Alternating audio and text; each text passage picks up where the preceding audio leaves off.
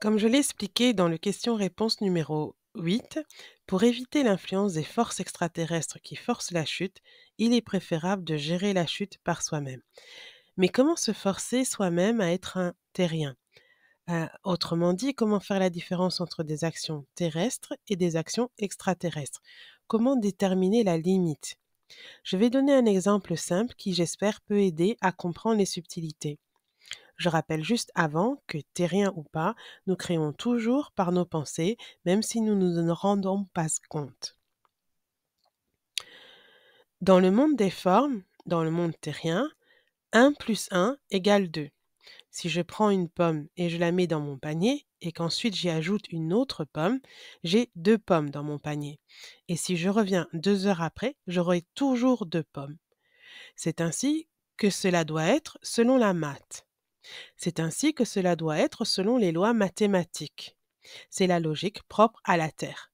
Dans d'autres dimensions, dans des mondes qui ressemblent plus à Harry Potter, si je mets une pomme dans mon panier et une autre pomme ensuite, je peux revenir plus tard et obtenir 4 pommes, mais aussi 10, 1000 pommes ou même 0 pomme, puisque ce sera ma volonté qui primera sur le nombre de pommes.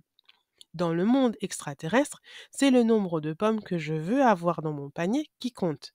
Dans le monde terrestre, c'est la logique terrienne qui compte.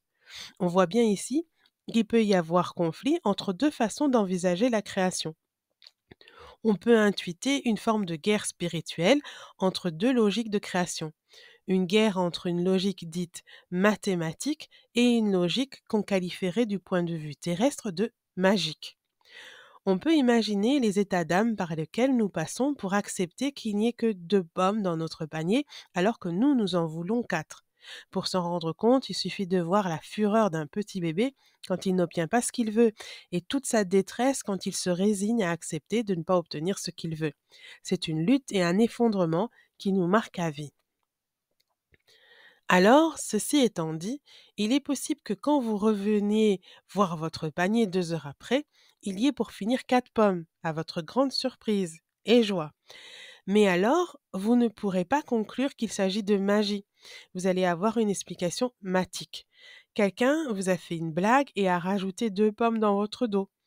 Ou vous n'aviez pas vu, mais il y avait déjà 2 pommes dans votre panier, etc. Gérer la chute est donc un état d'esprit. Si j'ai 2 pommes et que j'en veux 4, je ne mets pas 2 pommes dans mon panier et je n'attends pas qu'il y en ait 4. Je pars plutôt en chercher 2. Et si par miracle je reviens et qu'il y a 4 pommes, je remercie la Providence d'avoir ajouté 2 pommes par un moyen magique que j'ignore. Gérer la chute est un état d'esprit, savoir que la magie est possible, mais lui préférer la création selon les lois terrestres.